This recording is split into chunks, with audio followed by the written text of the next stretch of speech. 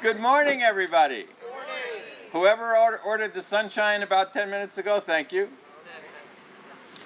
This is a glorious morning, as we've experienced so many times here in Temecula. So we're going to start off by saluting America, and we will have the Temecula Valley High School Junior ROTC present the colors, and we will then salute the flag.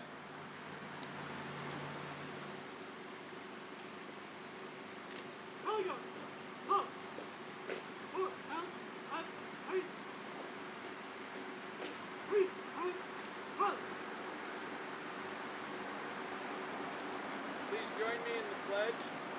I pledge Allegiance to the flag of the United States of America and to the republic for which it stands, one nation, under God, indivisible, with liberty and justice for all.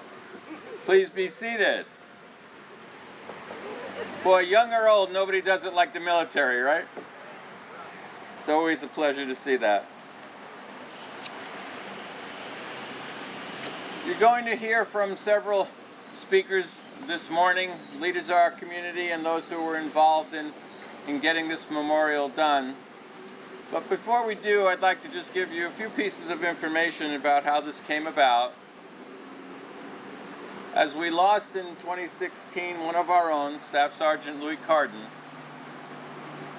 and in discussing a fitting tribute and discussing it with his family, we decided that we should have something long-lasting and appropriate to honor not just Staff Sergeant Carden, but all of those from Temecula who lost their lives in combat and in preserving our freedoms. You know, we just came through an election cycle. I don't think I have to tell anybody that. Thankfully, that's over. Maybe some good will come of it. Let's hope so. And I've never made it a point in my years on the council and making speeches to get too political, especially on the national level. But now that I only have a few weeks left, I'm going to let loose. You know, what's that, Chuck? That was letting loose? That was letting loose. That was it. No. As most of you, I've thought an awful lot over the last couple of years about what we've seen, and particularly in Washington, a little bit in Sacramento as well.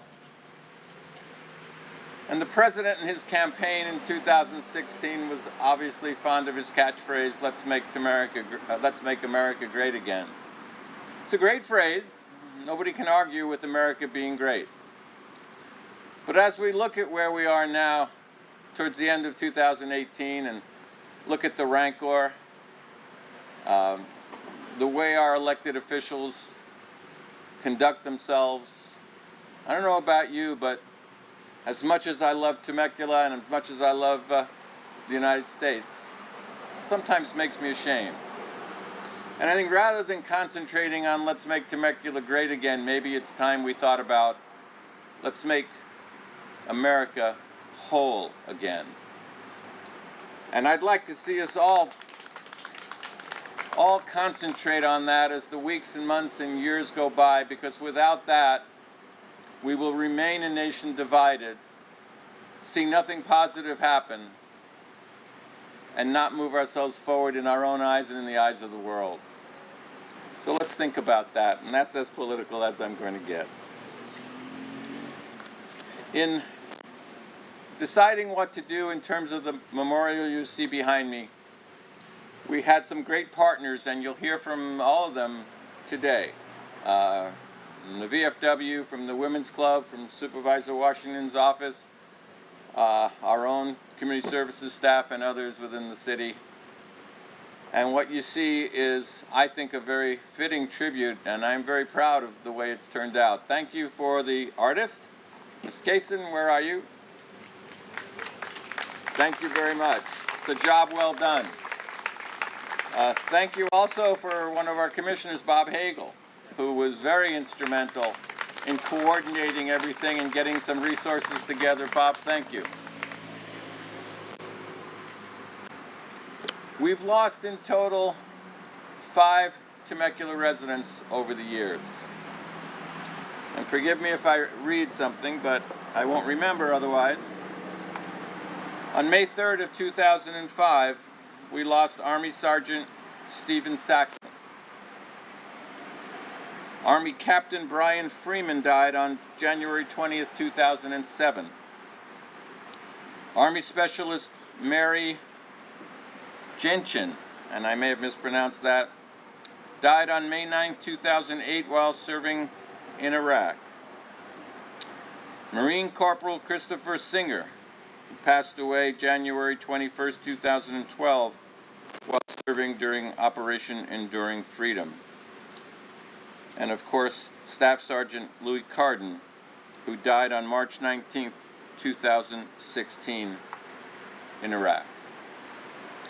As we dedicate this today, we're not only dedicating it to their memory and their honor and their families, but symbolically, we're also saying thank you to all the brave men and women throughout the United States who paid the ultimate price so that we could congregate here today and honor them and talk about our love for this great country. With that, let's hear from some of those who helped. Start off with the commander of VFW Post 4089, John Hernandez. John, thanks so much for your help.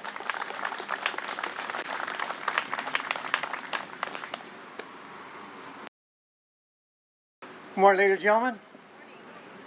Great crowd. Thank you for coming. Before we get started, I'm glad you called all these names out, because I was asking Dave, what's her last name, Dave? And Dave's trying to give me the answer.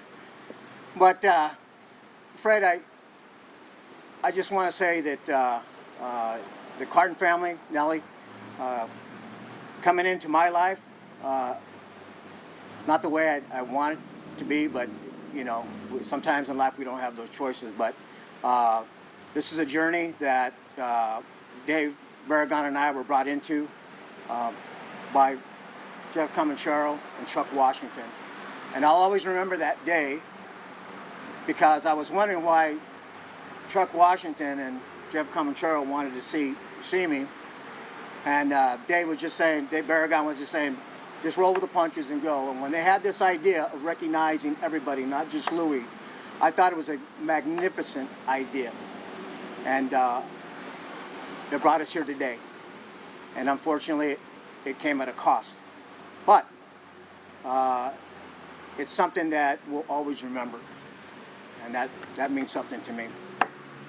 But good morning, Temecula. And like I said, great crowd. And that's why I'm going to start by saying, you know, everybody has their strength and their strong part of them. Mine is my wife, just like most of these the married guys out there. And I asked my wife, well, you know, they asked me to speak.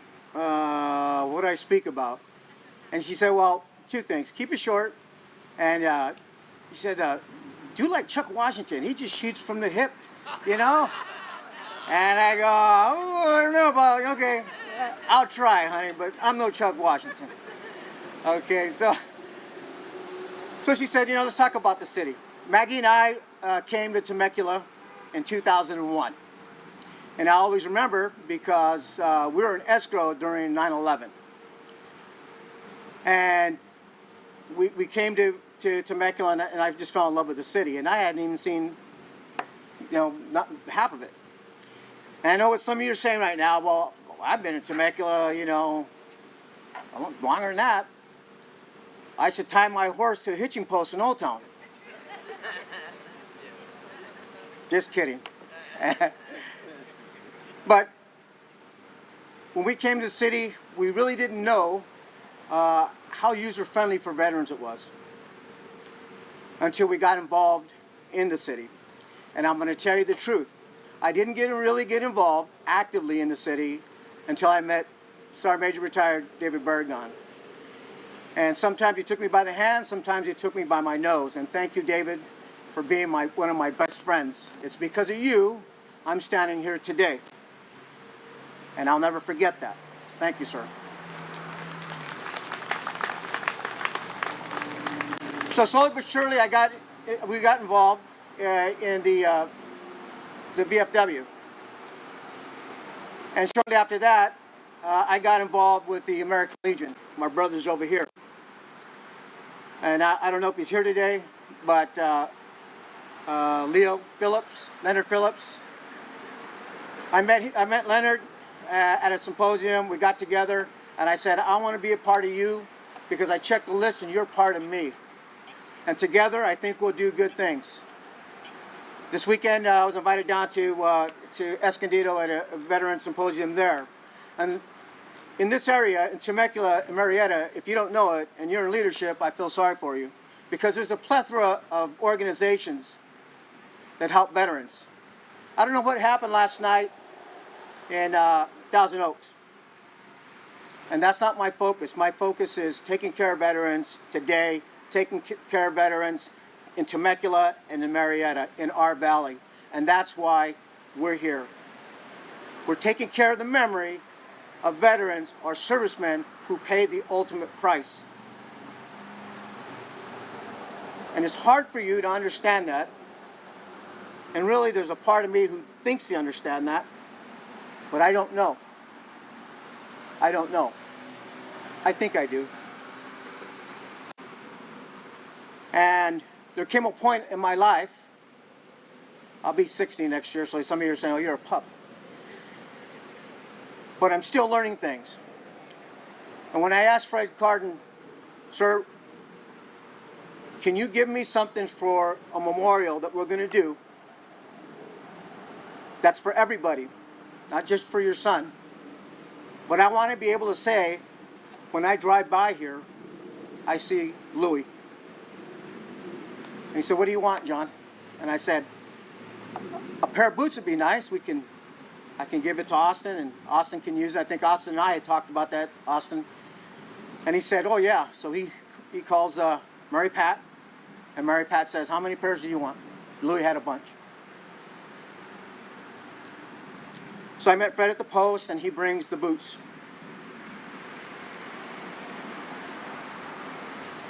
And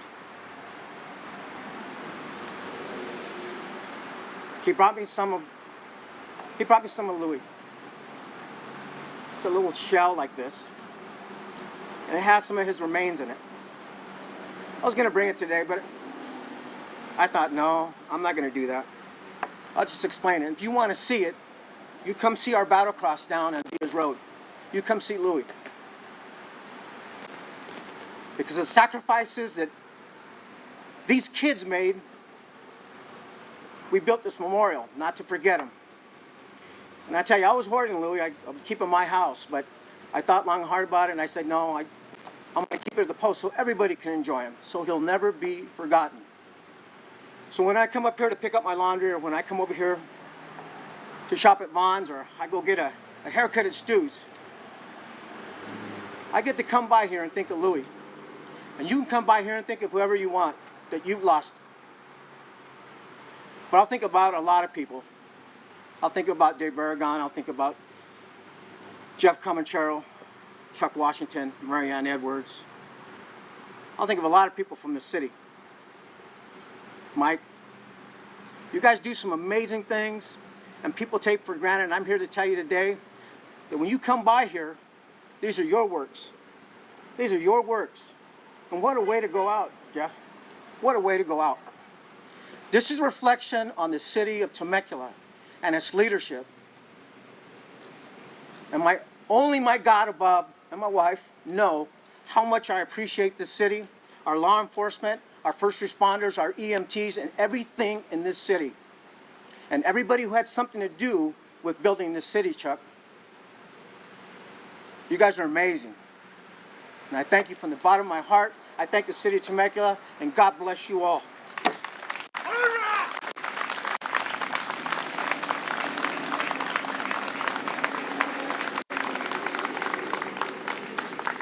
Thank you, John. That was those were certainly stirring words, and I think we all appreciate them. John made reference to a military cross. For those of you who don't know what it is, the symbol that sits in front of the memorial is the military cross, and it's symbolic of those who lost their lives, particularly in the field, where you would see that. And so it was very fitting that that become a part of this memorial. Next, we'll hear from some of our council members. Stu didn't want to say anything, but I have to tell you why. He said, I don't think I could make it through. I think a lot of us are feeling that, Stu. James Stewart served alongside of me on the committee that helped design and get this done, but it certainly wasn't just us, it was everybody. So thanks, Stu.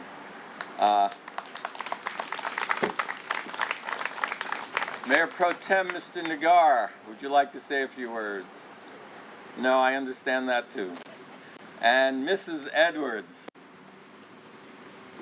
You're always good for a few words, come on. Newly re-elected, Councilmember Marianne Edwards. Don't go. Oh, be quiet. Don't go. I wasn't going to speak this morning, but Kevin Hawkins just came up and asked me if I would do a favor, and this is not a favor, this is an honor. Bob Hagel, you have meant so much to the city, and you've been so involved as a volunteer, as a commissioner, and on this project, and he has written a poem that I would like to share with you this morning, and it's called The Fallen, the Eagle. For I am the spirit of this great nation. I answer the call without hesitation, seeking freedom where struggle still reigns, or to extend a hand to those in pain, to free, to lift up, even to soar, helping the world's voiceless and poor. I am the spirit of those that gave all, the soldier, the leader who took the fall. I perch up here all day and night to assure us our freedom is our right. And there are those longing to take it away. Let them all know I am here to stay. For we are the fallen, yet we still fly high as the American eagle, bursting with pride. Bob Hagel.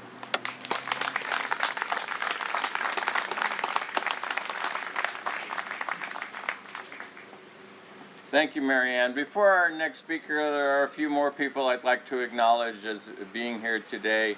Zach Schwenk. Zach was elected to the City Council last Tuesday. And as I have said to him on several occasions, it's the fact that he was running and stood a very good chance of winning that gave me the comfort level to retire. I know you'll fill my seat much better than I did. Thank you, Zach. And while I'm thanking people, it's an interesting relationship always between city council members and mayors and their senior staff. They have a tough role. They need to support us when we go to them with an idea, or say, you want to do what? And that's always a challenge, and that's tough to do. Aaron Adams, our city manager, Greg Butler, our assistant city manager, and they fill that role better than anybody. So thank you. Our next speaker is a gentleman I've had the pleasure of working with, as he reminded me the other day, for 14 years. 11 or 12 of those as colleagues on the Temecula City Council, and for the last 2 years I've had the pleasure of working on his staff. We all know our favorite son, County Supervisor Chuck Washington.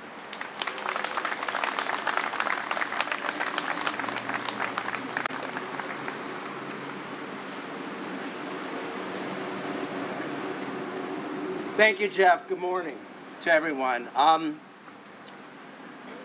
not quite sure where to begin, and I don't know if I can summon up all of that shoot from the hip that John was able to capture.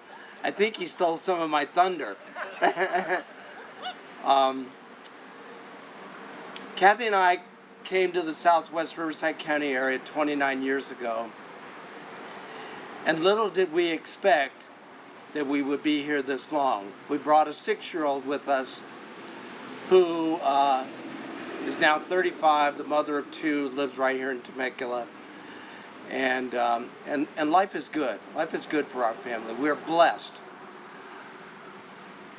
But at the beginning, what brought me into Now I am serving in my 19th year as an elected official. A lot of those things, when I think about it, just tell me that I'm old. but, but, but it also tells me that I can almost always count that no matter where I go, in my hometown, in this sub-region, I will run into somebody that I know. Sometimes they recognize me. Sometimes they'll say, "Oh, that's Kellen's grandpa." Does it matter? But one of the things in my early life, in my mid-20s, that I learned from was my 7 years I served in the Navy as an officer and a pilot. And I thought, I like this structure. There's some predictability to it. And unlike the nuns in Catholic school where I was for 12 years, they're less harsh on you when you screw up a little. And I know John and David can relate because the Marines were cousins to us sailors. Distant cousins. The directive in the Navy was always, here's what you need to go do it, don't screw up. That's it? Yep, that's it. And so what it taught me was to understand what the mission was, and then to understand what my responsibility was to carry out, to achieve that mission. And to recognize all of your team members and how important it was for all of us to pull together, because we were going to fall short if we did not. Jeff said something at the outset about today's political climate. And I'm here to say, in response to Jeff, I have observed very much of the same. We have to recommit ourselves to that vision, to that mission. It's not enough to stand up for 15 minutes in a public setting and say good words, kind words. You got to also now not immediately go to social media and blast someone and spew hate. And I see a lot of that.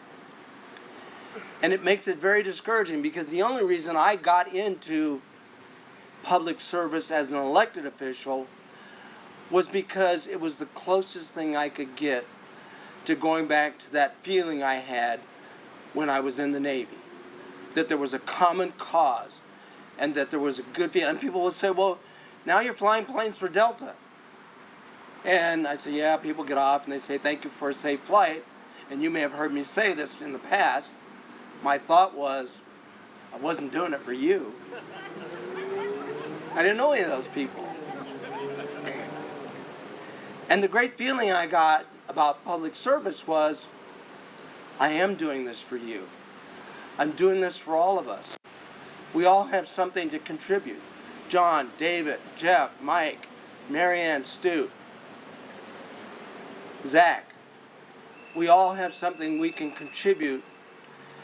And on radio shows and TV shows, sometimes you hear people talk about our better angels. We need to be those better angels. Because if we don't show appreciation and respect for our first responders, for our former military, then it makes what they did less meaningful.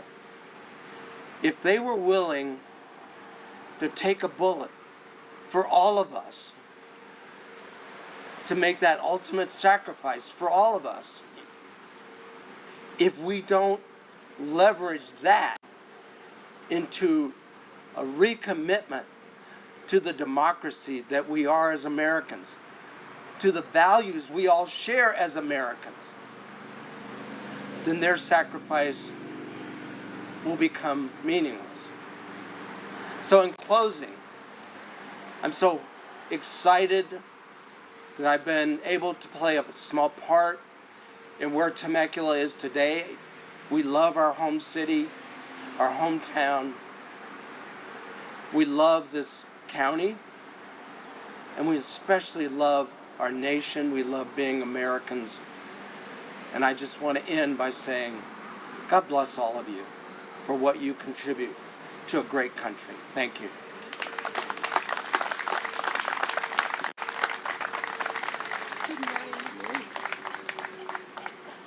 Thank you, Supervisor Washington. When did you get so eloquent as a speaker? Isn't he good? Just one or two more people I want to recognize. John Hernandez said he'd moved here in 2001. Wayne, where'd you go? You were born here, right? Yeah, right. How many years ago? 62. So you're a kid. And there aren't that many of us around, so And I remember the horse from the horse rails too. that's enough. Okay. By the way, Wayne, for years and years, has been a great supporter of our city, and we know when we see you at our council meetings and when you speak to us, we know you've got something worthwhile to say. We may not always agree with you, but usually. So thank you, Wayne. We also have our police chief, Lisa McConnell. Where'd you go, Chief McConnell? Who just does a tremendous job here in Temecula. Thank you, Chief. Next, we're going to hear from John Hunneman, right? You speaking? John Hunneman representing newly re-elected State Senator Jeff Stone.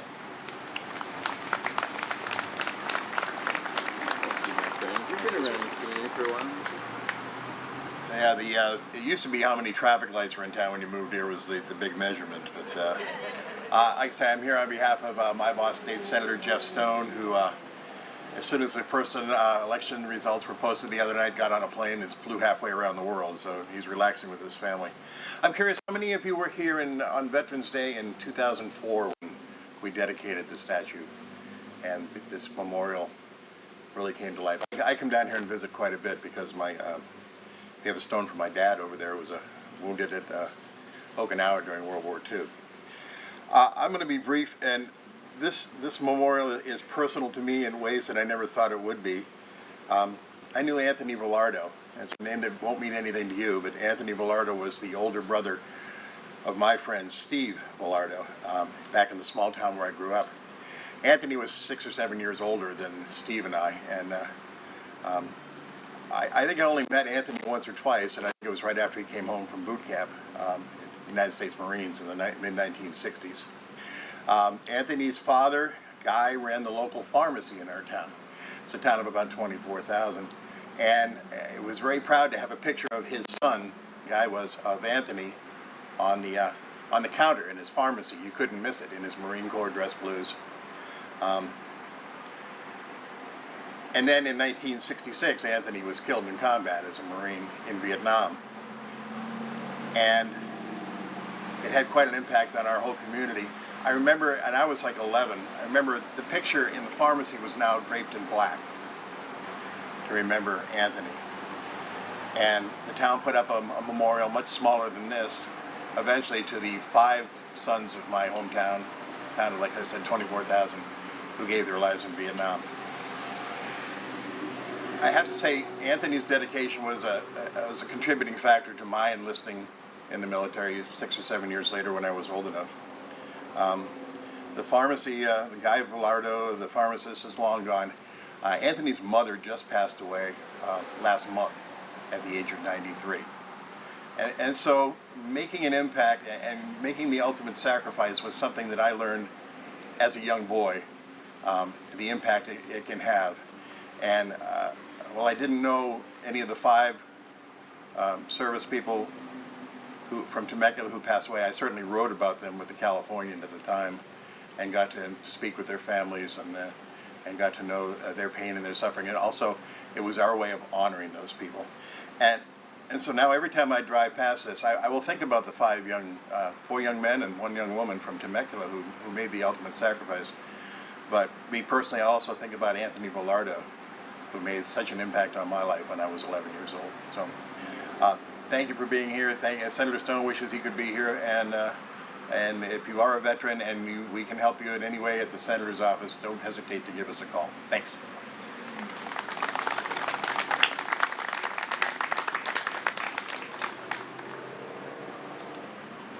If I might, John, I know you avoided it, but Senator Stone's been a good friend of mine for years and years, and he went to Israel for, I think, 3 weeks. It's not the first time he's been there, and this is one of the funniest things I can remember. 5, 6, 7 years ago, I don't remember. I lose track of the years these days. I get a text, and it's from Jeff Stone.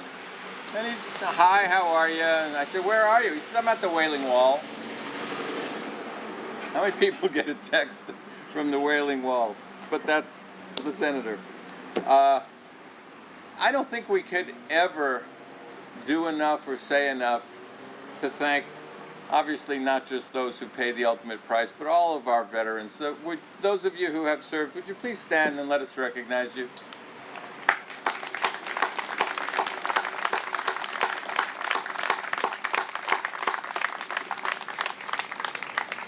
Thank you, and I want to also recognize, stand up again, will you? The gentleman I was talking to earlier. Do you mind if I embarrass you? Go ahead. He's a Temecula resident for 5.5 years, served in Vietnam, enlisted at the age of 17, right? And is now working on getting his high school diploma because he never had a chance to because he served. God bless you.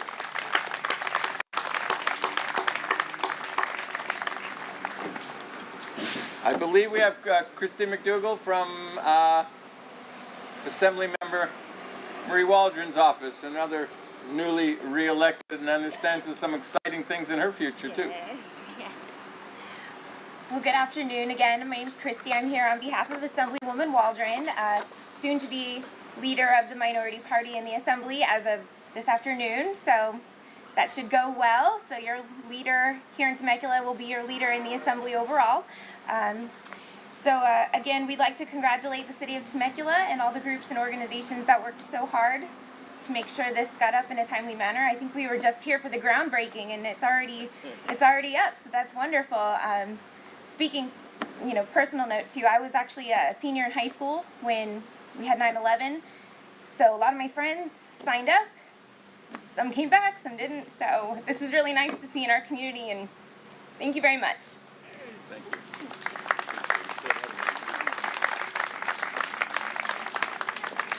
Thank you, Christy.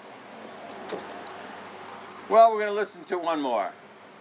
One of our partners, particularly not just in helping us design the memorial, but in actually contributing their hard-earned dollars. I'd like to recognize the Temecula Valley Women's Club, and we're going to hear from Juanita Brown.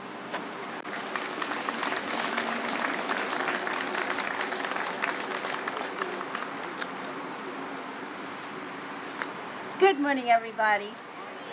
I'm so pleased that this turned out beautiful, and I understand it's not even finished yet.